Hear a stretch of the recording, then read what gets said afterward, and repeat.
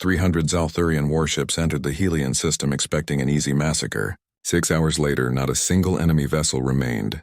The galaxy's deadliest civilization had just met the one species that had spent 10,000 years mastering the art of war: humanity. The Galactic Council chamber fell silent as Ambassador Velshara of the Kithrani Collective delivered the news that would change everything. Her crystalline form refracted the chamber's ambient light into 1,000 dancing colors, but there was nothing beautiful about her message. The Zalthurian Dominion has broken through the Outer Rim defensive perimeter, she announced, her voice carrying the harmonic undertones of barely controlled terror. 17 civilizations have already fallen. The Kryn Federation lasted 4 hours. The Belthoran technocracy managed 6. The pattern is clear, honored delegates. The Zalthurians are not here for conquest. They are here for extinction. Around the circular chamber, representatives from 300 spacefaring species absorbed this information with varying degrees of horror. The Zalthurians were a name spoken in whispers, a civilization that had isolated itself in the galactic core for 10,000 years. Their sudden emergence, armed with weapons that seemed to violate the known laws of physics, had caught everyone unprepared. Commander Jal of the United Defense Armada stood, his 6 limbs trembling with the weight of what he had witnessed. I was there, at the Battle of Kepler Station. I watched their ships tear through our defensive grid like it wasn't even there. They have something new, something we've never seen. Entropy weapons that age ships to dust in seconds. Gravitational lances that compress entire battle cruisers into singularities. And worst of all, their void shields make them practically invulnerable to conventional weapons. How many ships do you need? Asked Counselor Prime Thexler, the ancient being who had presided over the council for 3 centuries. How large a fleet must we assemble? Xiao's mandibles clicked in what those familiar with his species recognized as despair. Every military analyst we have says the same thing. We need at least 50,000 capital ships, properly coordinated to have even a chance of slowing them down. We currently have 11,000 scattered across 40 sectors. By the time we could assemble such a force, the Zalthurians will have advanced another 100 systems. It was then that Ambassador Chen Wei of Earth stood from her position in the outer ring, where the younger species were traditionally seated. The human had been quiet throughout the emergency session, her dark eyes taking in every detail, her expression unreadable. "If I may address the council," she said, her voice calm in a way that seemed almost inappropriate given the circumstances.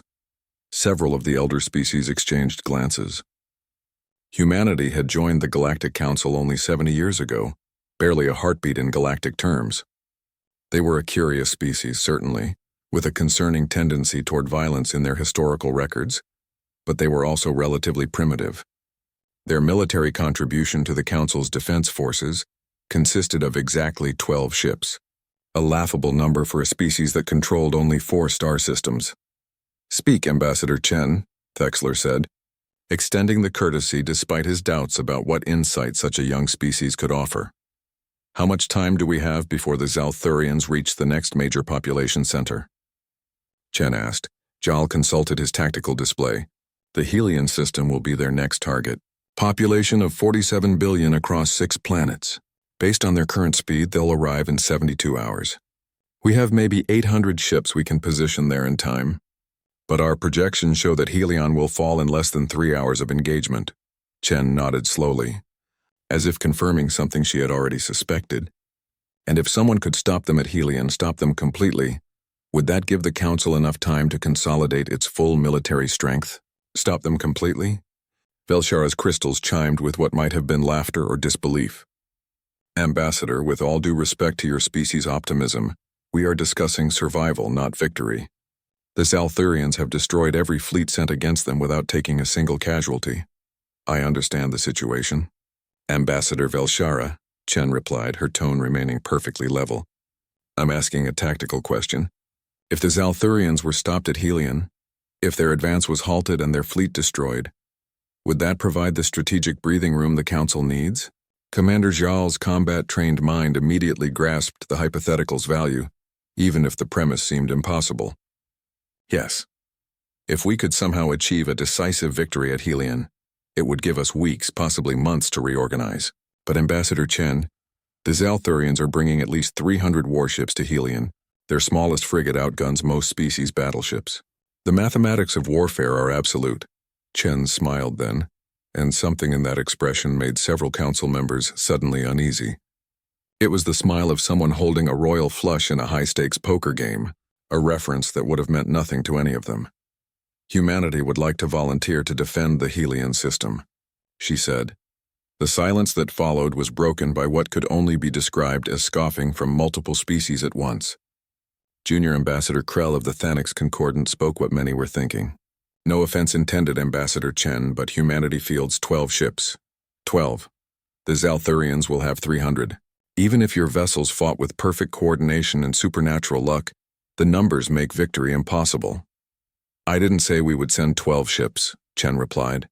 I said humanity would defend Helion. We've been holding back honored delegates, keeping our true military capacity classified until we better understood galactic politics. Given the current crisis, my government has authorized full disclosure. She activated her personal holographic display, and an image materialized above the council floor. It showed a fleet assembled in space, and the sheer scale of it caused audible gasps throughout the chamber.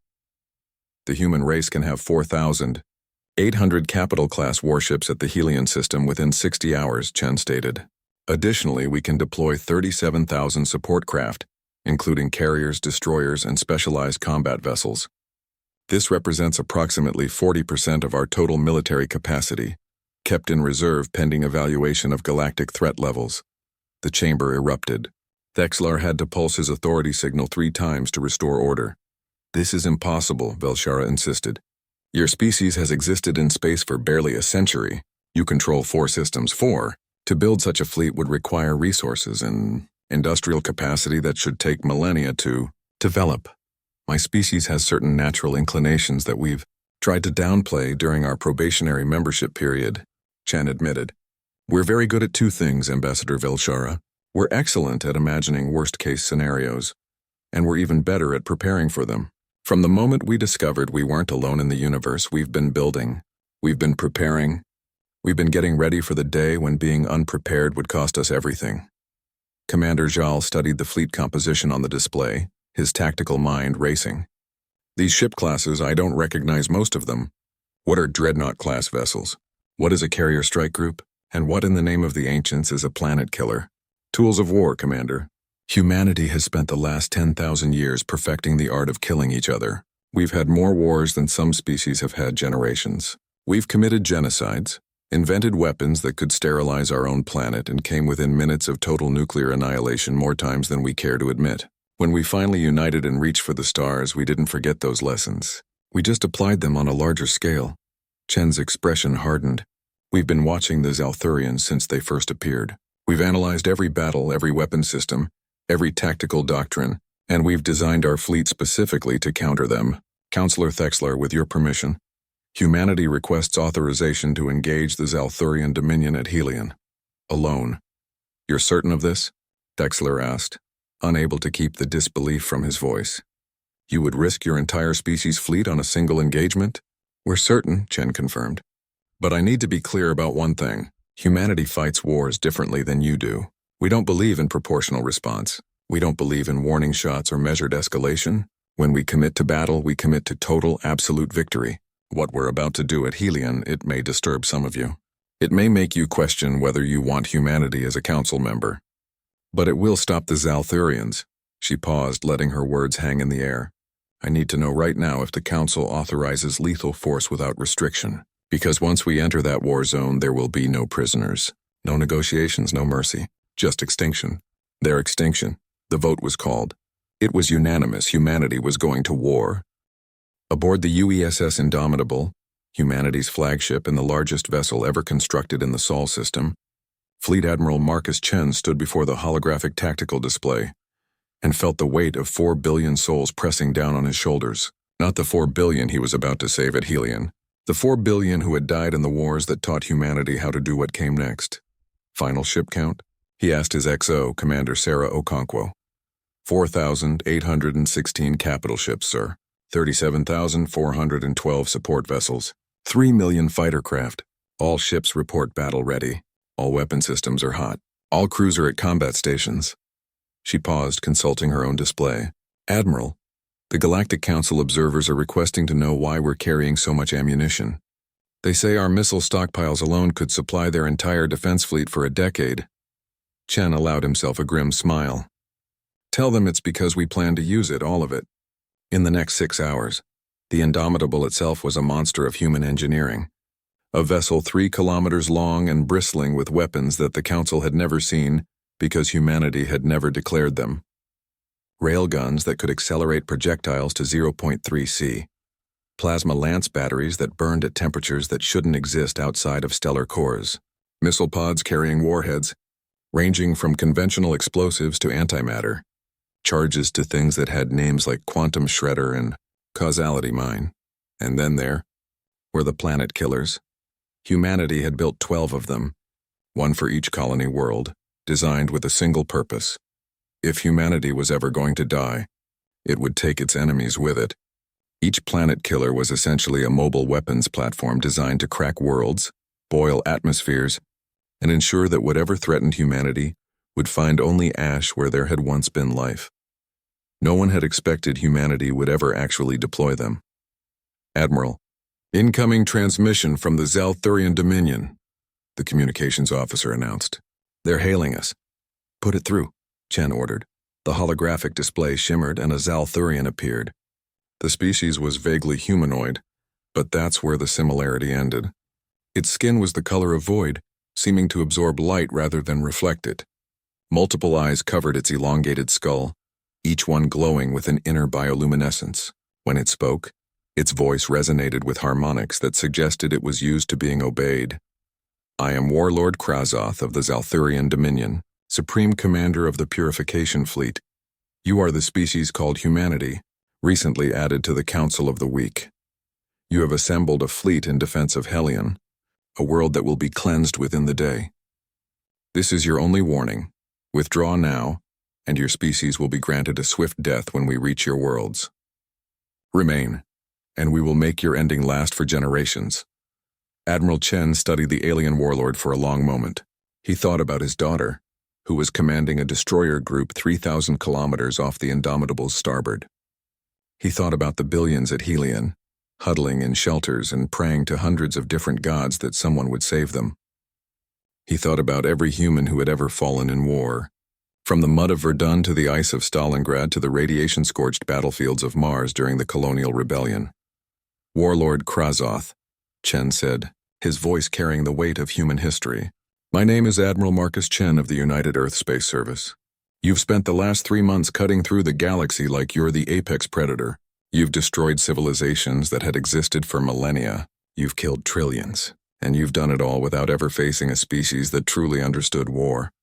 He leaned forward, his eyes hard. Let me tell you about humanity. We are a young species, it's true. We've only been in space for a century. But we've been killing each other for 10,000 years.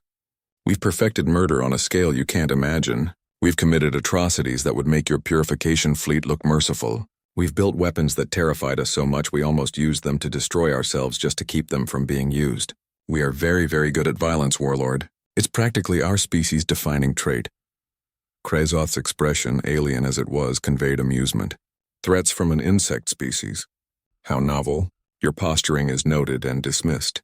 We will see you on the battlefield, Admiral Chen, and then we will see you die. The transmission cut. All ships. Chen broadcast on the fleet-wide channel. This is Admiral Chen. In approximately 90 minutes, the Zalthurian fleet will arrive at Helion. They're expecting to find the same opposition they've faced everywhere else. Brave defenders using conventional tactics and conventional weapons to wage a conventional war. They're going to be disappointed. He pulled up the battle plan, a 3-dimensional tactical map that had taken humanity's best military minds 6 weeks to develop. We're not here to fight conventionally. We're not here to trade shots and hope our shields hold. We're here to introduce the Zalthurians to a concept they've forgotten during their 10,000 years of isolation. Total war. Throughout the fleet, on thousands of ships, millions of crew members listened. Humans, every one of them. Humanity hadn't recruited other species into their military. Another thing that had made the Council nervous. The Zalthurians fight with honor, Chen continued. They announce their arrival. They give warnings, They follow some sort of warrior code that makes sense to them. We're going to show them what happens when you fight a species that learned war from cockroaches and sharks and viruses. A species that learned to survive by being more ruthless, more vicious, and more absolutely uncompromising than anything else on our planet. He paused, letting his words sink in.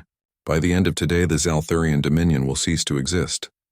Not because we're stronger, not because we're more advanced, but because when humanity goes to war, we don't go to win battles. We go to exterminate threats. All ships move to attack positions. Engage stealth systems. And remember, no survivors. We're not making a statement. We're solving a problem. Permanently. The human fleet dispersed, ships fading from sensor view as stealth systems engaged. Technology the Council didn't know humanity possessed.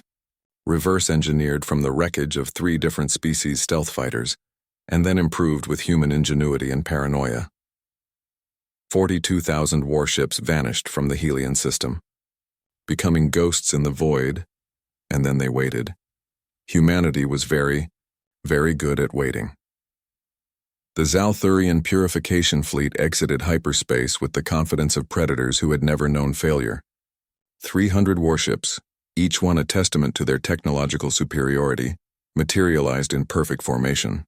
Warlord Krazoth stood on the command deck of the Eternal Darkness, his flagship, and surveyed the system he was about to cleanse. "Sensor sweep," he ordered. "Locate the human fleet."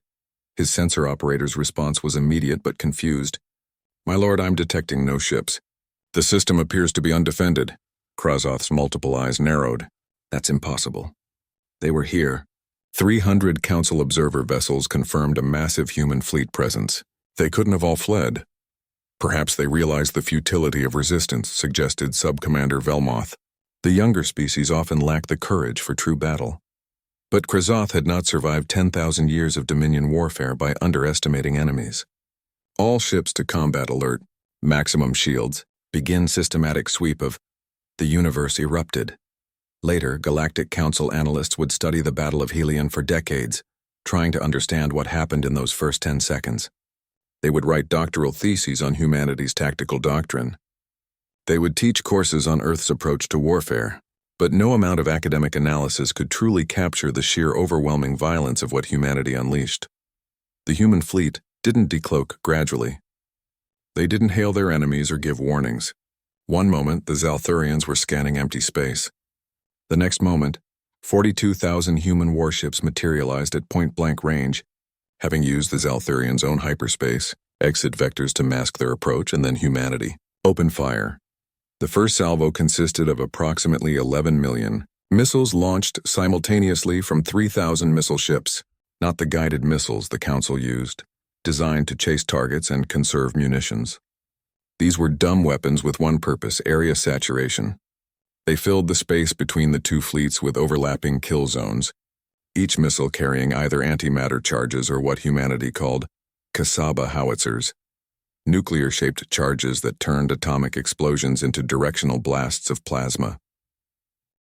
The Zalthurians' void shields, which had proven impervious to every conventional weapon the Council possessed, managed to stop approximately 60% of the incoming missiles.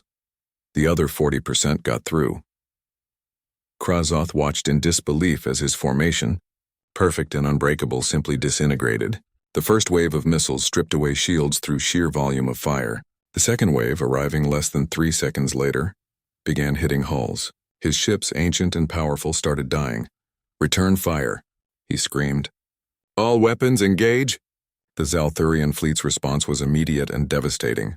Entropy cannons fired, aging missiles to dust mid-flight. Gravitational lances reached out, crushing human ships into singularities. Their advanced weapons, products of millennia of isolated technological development, began taking a toll. 50 human ships died in the first minute. Then 70. Then 100.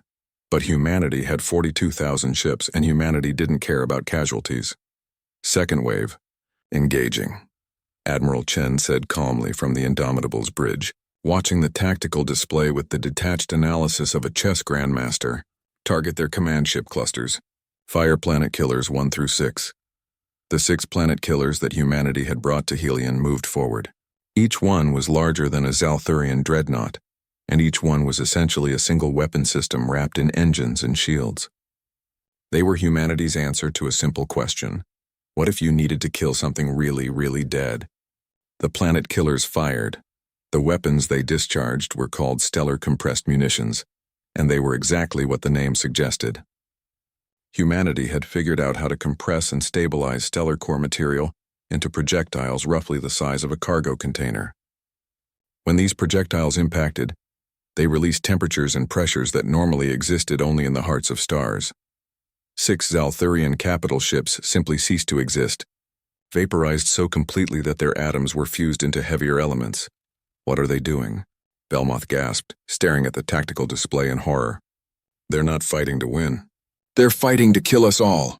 All ships, emergency scatter, Krazoth ordered. Break formation. They're using saturation tactics. We need to. The human fleet's third wave arrived. These were the carriers, humanity's mobile fighter platforms. Each carrier housed 500 autonomous combat drones. Small craft about the size of an atmospheric fighter, but packed with weapons and operating under the control of AIs that humanity had designed specifically for combat. The Council had banned military AI research decades ago. After several species had created intelligences that turned on their creators, humanity had ignored that ban completely. 3 million combat drones swarmed across the battlefield, moving with coordination that no organic pilot could match. They didn't target individual ships. They targeted specific systems, engines, weapons arrays, shield generators, and they did it with a precision that seemed impossible in the chaos of battle. The Zalthurian fleet was being dissected. My lord, we've lost 40% of our fleet, the tactical officer reported, his voice breaking with a fear that Krazoth had never heard from one of his warriors. They're everywhere. They're using their smaller ships as shields for their larger ones. They're coordinating across thousands of vessels. Our entropy weapons can't fire fast enough. They just keep coming.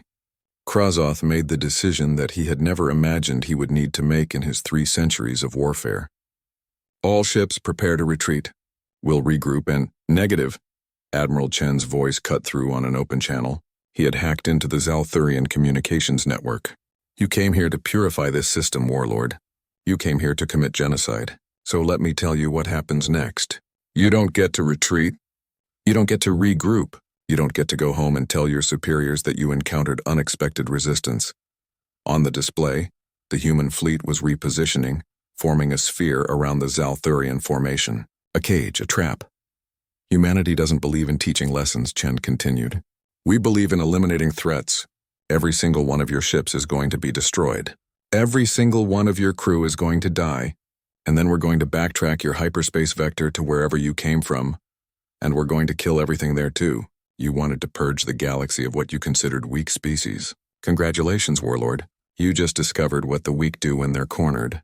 They become something worse than you. The final assault began. Human ships closed to point-blank range, accepting casualties that would have broken any other species' morale. Railguns, firing projectiles at relativistic speeds, began punching through Zalthurian armor. Plasma lances burning hot enough to ionize steel, carved through hulls.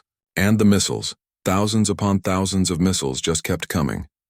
The Battle of Helion lasted 6 hours. By the end, 300 Zalthurian warships had been reduced to expanding clouds of debris. The human fleet had lost 943 ships and approximately 400,000 personnel. Aboard the Indomitable, Admiral Chen accepted the casualty reports with the grim awareness that those numbers represented lives, families, futures that would never be. But he also knew that at Helion, 47 billion people were alive who would have been dead. Sir, we're receiving transmissions from the planet, Commander Okonkwo reported. They're singing, sir. All 6 worlds. Every species down there is singing. Chen nodded slowly. Broadcast to the fleet, well done. All ships begin damage assessment and rescue operations.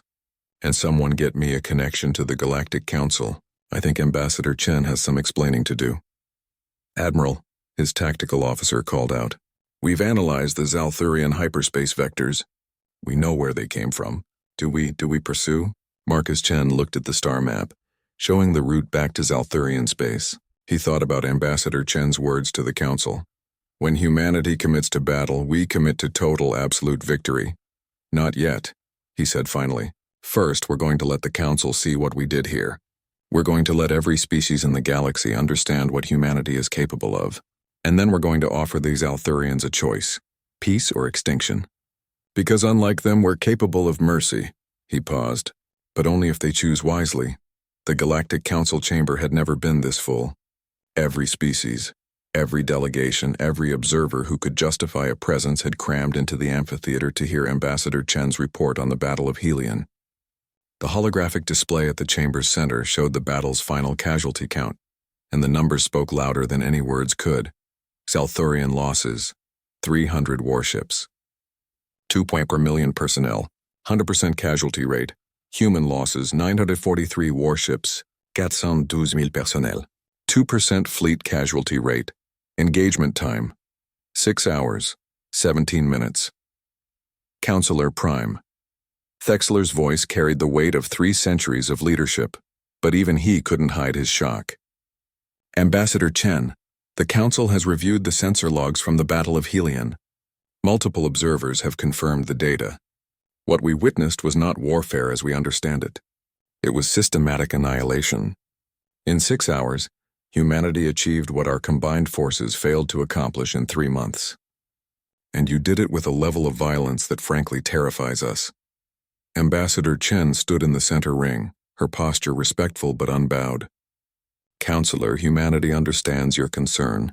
What you witnessed was indeed shocking. But I would ask the Council to consider what the alternative would have been. Without our intervention, Helion's 47 billion inhabitants would be dead. The Xalthurians would have continued their advance. How many more systems would have fallen while the Council assembled a fleet capable of resistance?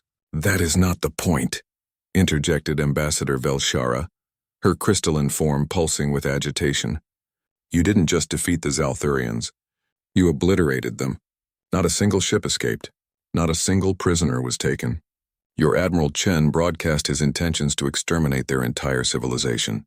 Is this how humanity conducts warfare? With such casual disregard for life? No, Chen replied, and her voice carried an edge now. This is how humanity responds to existential threats. The Xalthurians made their intentions clear. They called it purification, but we all know what that means. It means genocide. They intended to wipe out every species they considered weak or unworthy. They gave no quarter, accepted no surrender, showed no mercy. She activated her own display, showing recordings from the 17 civilizations the Xalthurians had already destroyed. The images were brutal. Burning worlds, fleeing refugees gunned down from orbit. Entire planets reduced to lifeless rocks. This is what the Xalthurians did to species that tried to surrender. Chen continued. This is what they did to civilian populations that posed no military threat. So when the Council asks why we showed no mercy, I have to ask, what mercy should we have shown to those who offer none? Commander Jal stood, his combat experience lending weight to his words. Ambassador Chen is correct in her assessment of the Xalthurian threat. However, the Council must address the larger issue. Humanity possesses a military capacity that dwarfs our own. You claim to deploy 40% of your fleet to Helion. That suggests your total military strength exceeds 100,000 warships.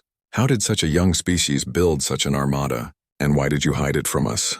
Chen had been expecting this question. It was the one that would determine humanity's future in the galactic community. We hid it because we were afraid, she admitted. Not of you specifically, but of the pattern we saw repeated throughout the galaxy. Young species that reveal too much military strength too quickly either get treated as threats to be neutralized or as pawns to be used. We needed time to understand galactic politics, to find our place, to determine who we could trust. She pulled up another display, this one showing Earth's history, timelines of wars, conflicts, genocides. The numbers made several council members recoil. This is humanity's history, Chen said quietly. 10,000 years of war. We've killed each other with stones, with swords, with bullets, with bombs, with bioweapons, with nuclear fire. We came within minutes of rendering our own planet uninhabitable, at least 6 times during the 20th century. We are a species that evolved from predators on a world that was itself a battlefield, and we carry that legacy in our genes. But something changed approximately 2 centuries ago. We developed the technology to destroy ourselves completely, and for the first time in our history we had to make a choice. Evolve or die. We chose to evolve. We unified. We reached for the stars. We channeled all that aggression, all that competitive drive, all that paranoid preparation into building something new. The display showed Earth's first colony ships, then the expansion to Mars, Europa, Titan, then the breakthrough FTL travel, and then the militarization. When we discovered we weren't alone in the universe, when we found the ruins of extinct civilizations on worlds within our own colonial sphere, we made a collective decision. Never again would humanity be caught unprepared. Never again would we be vulnerable to extinction. So we built, we prepared, we trained, we got ready for the day when our existence would be threatened. And you created weapons that violate council law, interjected Ambassador Krell of the Thanix Concordant. Military AI, relativistic kill vehicles, stellar compressed munitions. These technologies are banned precisely because they represent an existential threat to galactic civilization. They represent a threat to aggressive civilizations, Chen corrected. Counselor, humanity has no territorial ambitions beyond our current 4 systems. We don't want to conquer. We don't want an empire. What we want is to ensure that no species, no matter how advanced or powerful, can threaten us or our allies with extinction. The weapons we build are deterrents. The fleet we maintain is insurance. She paused, letting her words settle. But make no mistake, when that deterrent fails, when that insurance comes due, we will use every weapon at our disposal without hesitation or remorse. That's what happened at Helion. The Zalthurians threatened genocide. We responded with overwhelming, decisive force, and we would do it again. The chamber erupted in dozens of simultaneous conversations. Some species were clearly alarmed by humanity's revelations. Others seemed intrigued. A few appeared to be calculating political advantages. Counselor Prime Thexler raised his hand for silence. The Council must deliberate on humanity's actions and the implications for our continued association. However, there is one immediate matter to address. Ambassador Chen. Your Admiral Chen stated his intention to track the Zalthurians to their home territory and eliminate the threat. Does humanity intend to launch a retaliatory strike into Zalthurian space? That depends, Chen replied. We've intercepted communications from the Zalthurian leadership. They're in chaos. Their invincible fleet was destroyed. Their warrior doctrine has been shattered. They're currently divided between 2 factions, those who want to sue for peace and those who want to commit every resource to building a revenge fleet. She pulled up the intelligence reports. Humanity is prepared to offer terms. The Zalthurians withdraw to their core systems. They pay reparations to the civilizations they destroyed, in whatever form those civilizations deem appropriate. They submit to council oversight of their military. In exchange, we guarantee their safety and sovereignty. And if they refuse? Felshara asked, though from her tone she already knew the answer. Then humanity will do what humanity does best, Chen said flatly. We'll solve the problem permanently. We didn't build planet killers as a bluff, Ambassador. We built them to use them if necessary. The Zalthurians can choose peace or they can choose extinction, but they don't get to choose genocide. Commander Zhal's mandibles clicked thoughtfully. The Council has never had a member species that operates under such a doctrine. Your approach to warfare is fundamentally different from ours. We fight to defend. You fight to eliminate. That difference concerns many of us. I understand that concern, Commander, Chen acknowledged.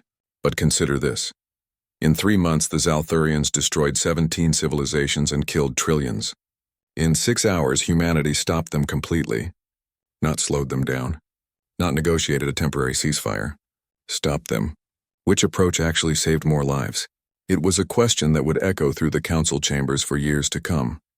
3 days after the Battle of Helion, the Zalthurian response arrived. It came not as a formal diplomatic communication, but as a direct message to Admiral Marcus Chen aboard the Indomitable, still stationed in the Helion system overseeing repairs and recovery operations. The holographic display shimmered, revealing a Zalthurian who looked older than Warlord Krazoth had been. Its void black skin crossed with silvery scars that suggested centuries of combat. I am Archon Zalveth, Supreme Commander of the Zalthurian Dominion and Elder of the Void Council. You are the human who destroyed our purification fleet. The voice was different from Krazoth's, less arrogant, more measured. This was someone who understood loss. I am, Chen confirmed. We have reviewed the battle records recovered from the debris. Our fleet, 300 ships that had never known defeat was eliminated in 6 of your hours. We lost 2.4 million warriors, including Warlord Krazoth, who was born before your species discovered agriculture. This defeat has caused what you would call a paradigm shift in Zalthurian thinking. The Archon's multiple eyes all focused on Chen simultaneously. We emerged from our isolation believing ourselves to be the apex civilization. 10,000 years of unchallenged supremacy within our territory made us arrogant. We looked at the galaxy and saw only weakness. We saw species squabbling over resources, forming councils instead of empires, choosing diplomacy over dominance. We deemed this unworthy, so we launched our purification, intending to reshape the galaxy according to our principles. Chen remained silent, letting the Archon continue. Your species taught us a lesson we had forgotten, Admiral. There is a difference between strength and power. The Council species are strong in their unity, their diversity, their willingness to coexist. But you humans, you possess power, raw, terrible, absolute power. You took our most advanced fleet and erased it from existence as casually as one might swat an insect. And you did it while suffering casualties you considered acceptable. The Archon's expression, alien as it was, conveyed something that looked like bitter respect. We have intercepted your ambassador's offer to the Council. Peace, reparations, oversight, or extinction. This is not a negotiation, is it, Admiral? This is a sentencing, and you're simply allowing us to choose the method of our punishment. Not punishment, Chen corrected. Consequences. Your Dominion chose to wage a war of extermination. You killed trillions. You destroyed civilizations that had existed longer than mine has been sapient. Those actions have consequences. The question is whether the Zalthurian species survives those consequences or perishes with them. Some of our Void Council argue for continued resistance, Zalveth admitted. They say we should rebuild, develop new weapons, attack your colonies while your fleet is dispersed. They call it reclaiming our honor. They're fools, but they're persuasive fools. The Archon leaned forward. So I am here to ask you a question, human to Zalthurian, commander to commander. If we choose peace, if we accept your terms and withdraw to our core systems, can we trust that humanity will allow us to exist? Or will you wait 10 years, 50 years, a century, and then come for us anyway?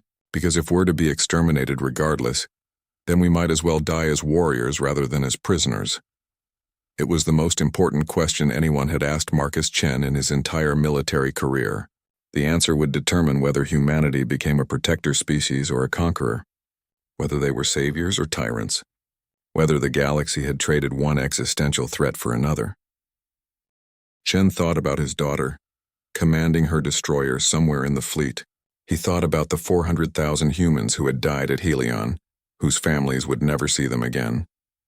He thought about the 47 billion beings on Helion's planets who were alive, because humans had been willing to kill and die for strangers. Archon Zalveth.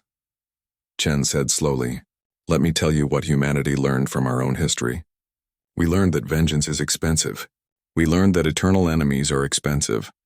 We learned that trying to eliminate threats through preemptive strikes just creates new threats. We spent thousands of years trapped in that cycle, and it nearly destroyed us. He pulled up an image of Earth, blue and green and beautiful. This is our homeworld. 200 years ago, it was divided into nearly 200 nations, many of them armed with weapons that could have turned the entire planet into a radioactive wasteland. Some of those nations had been enemies for centuries. Some had committed genocides against each other. Some had debts of blood that could never truly be repaid. And yet we unified, not because we forgot those debts or forgave those crimes, but because we realized something crucial. The alternative to coexistence was mutual extinction. So we made a choice. We chose to survive together rather than die apart. That's what I'm offering the Zalthurian Dominion. Chen's expression hardened. But understand this, humanity's mercy is not weakness. It's pragmatism. We don't want to exterminate your species because extermination campaigns are resource-intensive, morally corrosive, and strategically questionable. But if the Zalthurians prove unable to coexist, if your species continues to pose an existential threat to galactic civilization, then yes, we will come for you. And when we do, we won't leave anything behind but monuments to your failure. We won't wait a century, Archon. We won't give you time to rebuild and rearm. We'll track every Zalthurian ship, monitor every Zalthurian world, and the moment you start building another war fleet, We'll arrive with everything we have and reduce your civilization to a historical footnote, not because we're cruel, but because we're thorough. He leaned forward, mirroring the Archon's posture.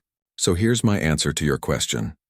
Yes, you can trust humanity to allow you to exist. But only so long as you remain trustworthy. The moment you become a threat again, that trust ends, and so does your species. Zalveth was silent for a long moment, processing this. You are offering us something unprecedented in Zalthurian history.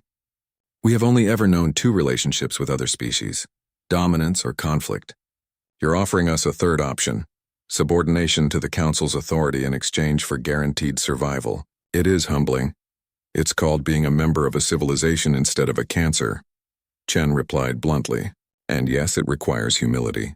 It requires accepting that you're not the apex species you thought you were.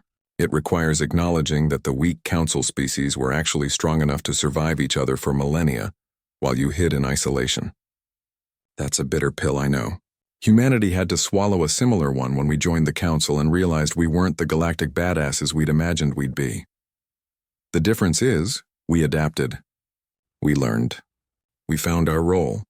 The question is whether the Zalthurians can do the same. The Archon's eyes dimmed slightly. A gesture that Chen's xenopsychology training suggested was equivalent to a human closing their eyes in resignation. I will take your words to the Void Council.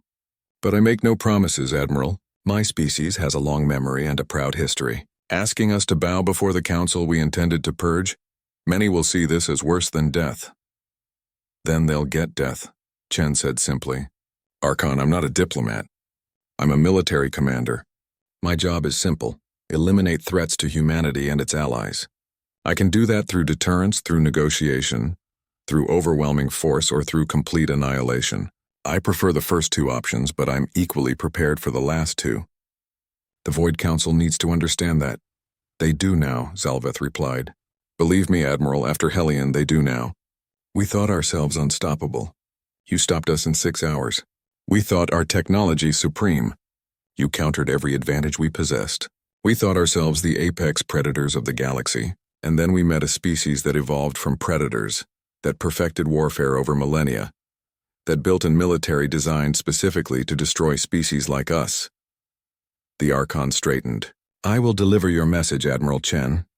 The Zalthurian Dominion will give its answer within 10 of your days. We will choose peace and survival, or we will choose honor and extinction. Either way, the purification is over. The transmission ended. Commander Okonkwo approached Chen's command chair.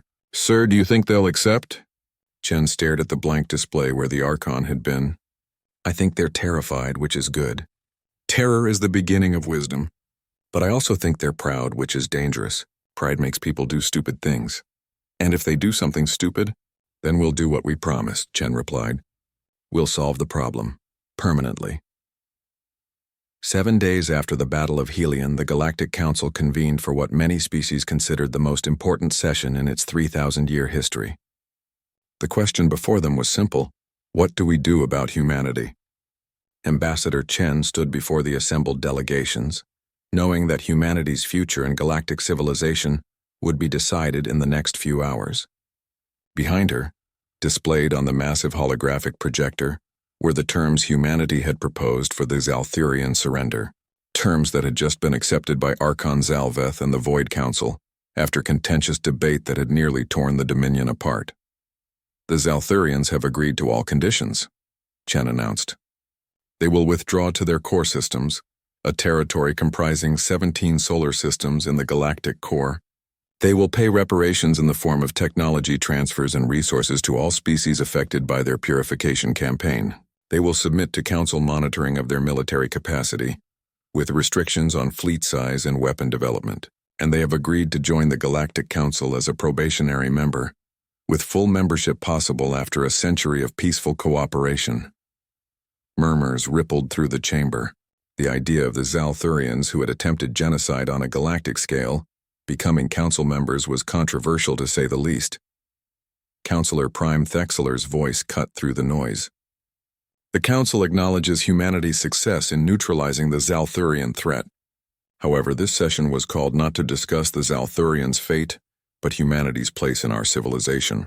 Ambassador Chen, Your species has revealed a military capacity that exceeds the combined forces of 90% of council members. You've demonstrated a willingness to use violence on a scale we find disturbing. And you've admitted to developing technologies that violate council law. The council must now decide, is humanity an asset to galactic civilization or a threat to it? Before Chen could respond, Commander Zhao stood. If I may, Counselor Prime, I would like to speak on this matter. I was at the Battle of Kepler Station when the Zalthurians first appeared. I watched them destroy a fleet of 4,000 ships in less than 2 hours. I saw weapons that seemed to violate physics itself. I witnessed extinction-level warfare, and I was powerless to stop it.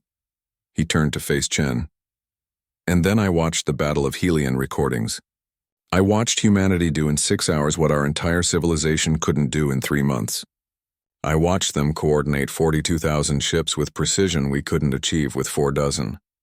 I watched them employ tactics we'd never imagined, weapons we'd never conceived of, and a level of organized violence that frankly terrified me. But I also watched them limit their fire to military targets. I watched them offer terms even as they were winning. I watched them achieve total victory, and then immediately begin rescue operations, including rescuing Zalthurian survivors from disabled ships. Humanity fights like demons, but they don't fight like monsters. There's a difference, Ambassador Velshara's crystals chimed with disagreement. Commander Zhal, with respect, you're viewing this through a military lens. The Council must consider the broader implications. Humanity has been among us for 70 years, and in that time, they've secretly built a fleet that dwarfs our own. They've developed weapons we banned for good reason. They've demonstrated a cultural affinity for violence that should concern us all. What happens in 50 years when humanity decides it doesn't like Council policy? What happens when they disagree with a Council decision and have the military power to simply ignore us? What happens when the species that saved us from the Zalthurians decides to become the next Zalthurians? It was the question that had been hovering over every conversation since Helion. The question that made some species grateful for humanity's power, and others terrified of it. Charles' mandibles clicked in what might have been approval or amusement. Let's hope it never comes to that, Ambassador. Because if it does, I don't think anyone in the galaxy could stop you. Chen didn't respond because they both knew it was true. Chen had known this was coming. She'd prepared for it with the same thoroughness that humanity brought to everything. Ambassador Velshara raises valid concerns. Chen acknowledged. Humanity is powerful, and power without accountability is dangerous. So let me propose something unprecedented in Council history. Transparency. She activated a new display, showing what looked like a complex legal document. Humanity is willing to submit to voluntary military oversight. We'll provide the Council with complete inventory of our fleet, our weapons systems, and our military capacity. We'll accept Council observers on our military bases and shipyards. We'll agree to limits on fleet expansion and weapon development. And we'll submit to immediate Council review if we ever deploy military force outside of clear defensive scenarios. In exchange, we ask for 3 things. First, recognition as a protector species with authority to respond to existential threats without waiting for Council consensus. Second, seats on the Strategic Defense Committee to ensure our tactical expertise is utilized. Third, resources and political support to establish a galactic defense network that prevents another Zalthurian situation from ever occurring. The chamber erupted. A protector species designation was rare. Only 6 species in Council history had ever held the title. It came with enormous authority and responsibility. Junior Ambassador Krell was the first to voice the obvious objection. You're asking us to legitimize humanity's military supremacy in exchange for promises of good behavior. How is that different from the Zalthurians demanding we submit to their purification? Because we're offering accountability, not demanding submission, Chen replied. The Zalthurians gave ultimatums. We're proposing partnership. They wanted to rule. We want to protect. They operated in secret for 10,000 years. We're offering complete transparency. She pulled up another display, this one showing Earth's history again, but focusing on more recent events. After humanity unified, we established something we called the United Nations Security Council. It was imperfect, often ineffective, but it was based on a crucial principle. Those with the most power must be held to the highest standards. That's what we're proposing. Make us accountable. Monitor us. Review our actions. but also recognize that accountability is meaningless without authority. The Zalthurians proved that the galaxy needs a rapid response military capability, something that can deploy immediately when existential threats emerge. The Council's consensus-based decision-making is admirable, but it's too slow for certain crises. Hellion would have fallen if we'd waited for Council approval to engage. Ambassador T'Challa of the Marindi Cooperative, a species known for philosophical wisdom, rose to speak. Ambassador Chen, your proposal has merit, but it raises a fundamental question.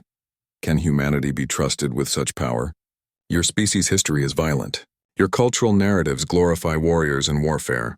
You've admitted that your natural inclination is toward aggression and competition. These traits make you effective soldiers, but do they make you reliable guardians? Chen nodded slowly. That's a fair question, Ambassador T'Challa, and I'll give you the most honest answer I can. I don't know. I can't prove that humanity will never abuse the power we're asking for. I can't guarantee that in a century or a millennium, we won't become the very threat we're offering to protect against. No species can make that guarantee. But I can tell you this, humanity is aware of our nature.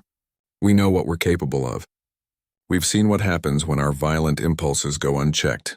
We've committed atrocities that haunt us still, and precisely because we know our own capacity for darkness, we've built systems to constrain it. Checks and balances, oversight and accountability, laws and principles that bind even the powerful. She gestured to the council chamber itself. That's why we joined the council in the first place, even when we were already more powerful than many member species. That's why we hid our true strength for 70 years instead of using it to carve out an empire. That's why we're here now, asking for legitimacy instead of simply taking what we could take by force. Because humanity learned a hard lesson. Power without legitimacy is tyranny, and tyranny always ends in blood. We're not asking you to trust that we'll never be tempted to abuse our power. We're asking you to trust that we've built systems to prevent that abuse, and that we're willing to submit to yours as well. Councillor Prime Thexlar had been silent throughout the debate, his ancient mind processing arguments and counter-arguments. Now he spoke, and his voice carried the weight of centuries. The Council faces a choice, he said.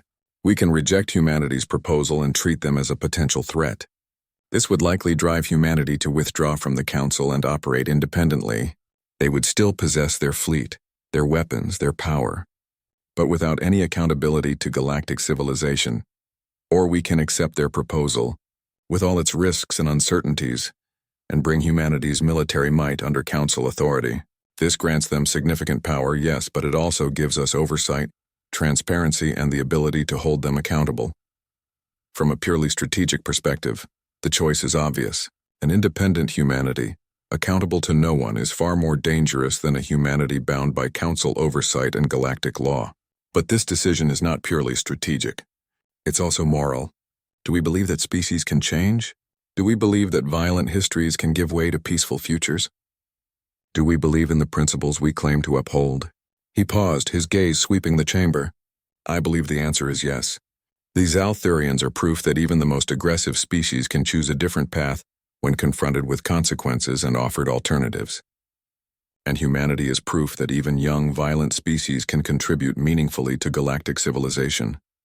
Therefore, I propose that we accept humanity's offer. We grant them protector species status, seats on the Strategic Defense Committee, and authority to respond to existential threats.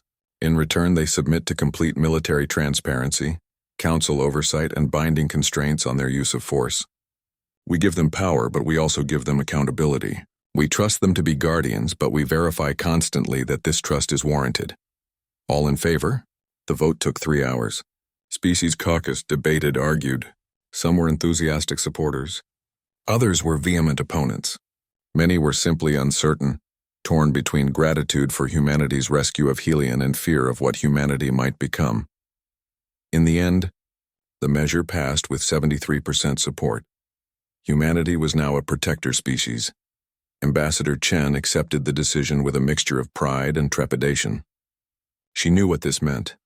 Humanity had just accepted responsibility for the safety of 300 species across 10,000 systems.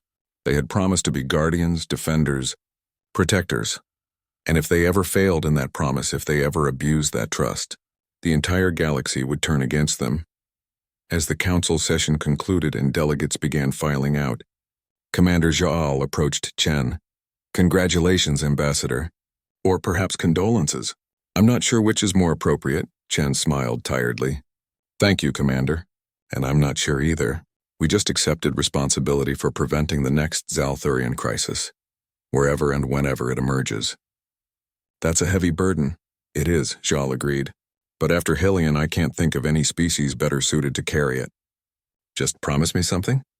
What's that? Promise me that humanity will remember what you said in there, about power and accountability, about checks and balances, about the difference between guardians and tyrants, because the galaxy is trusting you now, and trust once broken is almost impossible to rebuild. Chen met his compound eyes steadily. I promise, Commander. Humanity won't forget. We've learned too much from our own history to forget. We know what happens when power goes unchecked. We've seen it. We've lived it. We've died from it. We won't become the next Zalthurians. We won't become the monsters we defeated.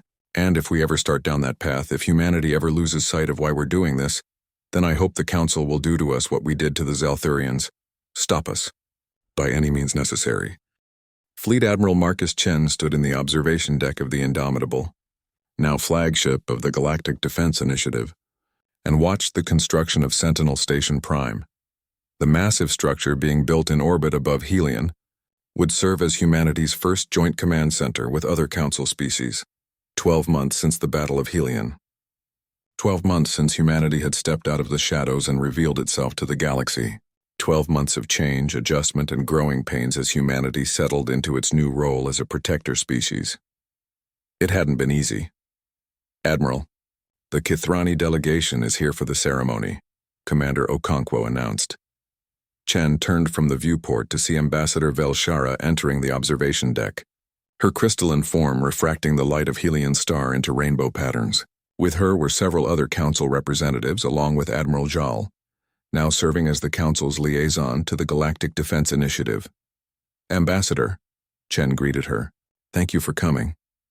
Velshara's crystals chimed, and Chen had learned enough about Kithrani communication to recognize the tone as respectful, a far cry from the suspicion she'd shown a year ago. Admiral Chen, this station represents something unprecedented in galactic history, a combined military installation, staffed by multiple species designed to respond to threats against any Council member. It's what the Council should have built centuries ago. We're grateful that humanity made it possible.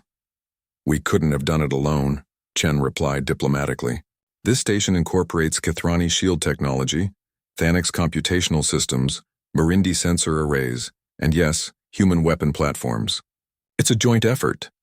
Which was true, though Chen privately acknowledged that humanity had supplied about 70% of the resources and 90% of the military hardware. The Council species were contributing what they could, but the simple truth was that humanity's industrial capacity dwarfed most of theirs combined. Another legacy of humanity's paranoid preparation.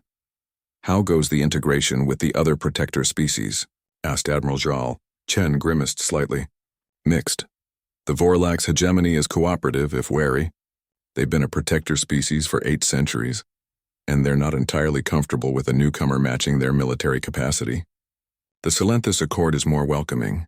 They see us as potential allies against some of the more aggressive independent systems.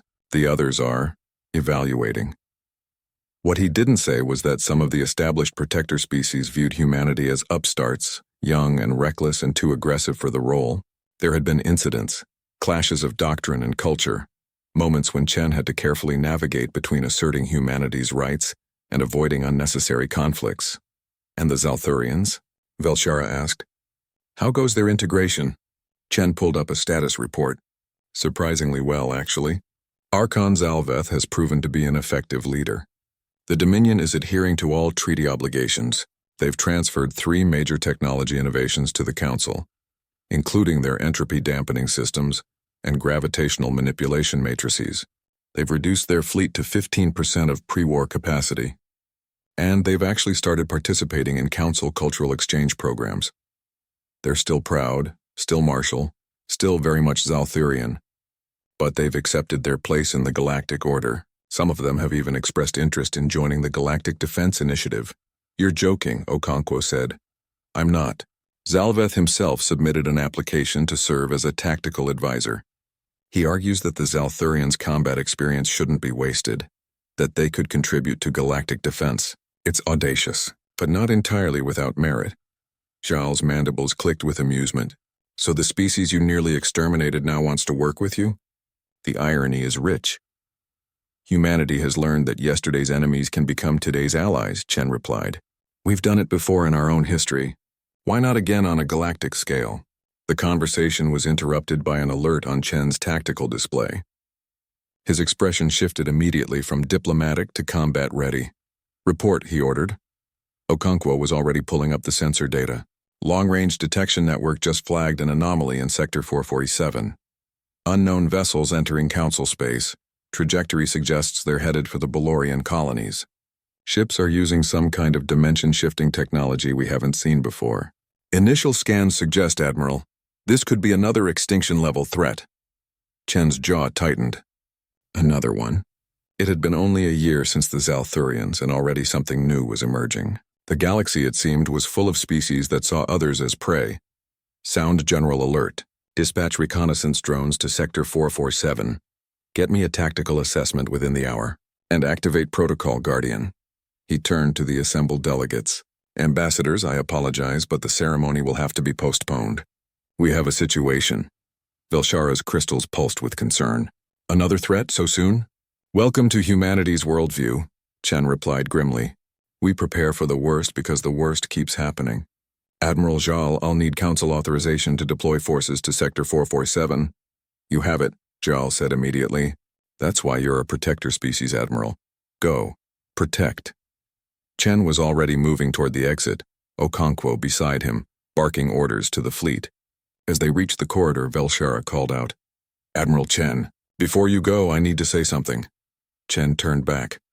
1 year ago, I was terrified of humanity. I thought we'd traded one existential threat for another. I thought giving you this much power was a mistake we'd come to regret. Her crystals chimed with a complex harmonic Chen had learned meant sincere emotion. I was wrong. Thank you for proving me wrong. Chen nodded once sharply.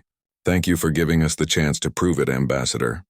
Now, if you'll excuse me, I have a job to do. As he strode toward the hangar bay where a shuttle would take him back to the Indomitable's command deck, Chen activated his fleet-wide comm. All ships, this is Admiral Chen. Unknown hostile force detected entering Council space. We're moving to intercept. This is what we trained for. This is what humanity does. We stand between civilization and extinction, and we hold the line. All ships prepare for immediate deployment. Let's show these new players what happens when they threaten the species under our protection. Humanity. Move out. Throughout the system, throughout Council space, humanity's fleet began to mobilize. Thousands of ships, millions of personnel, weapons, and systems designed for one purpose: to protect. To defend. To ensure that no species, no matter how advanced or powerful, could threaten galactic civilization without facing the full might of humanity's response. Because 1 year ago, the galaxy had learned something crucial. Humanity wasn't the monster they feared. Humanity was the monster they needed, the one that stood in the darkness armed and ready, ensuring that the nightmares of the galaxy thought twice before emerging into the light. And if those nightmares did emerge, humanity would be waiting.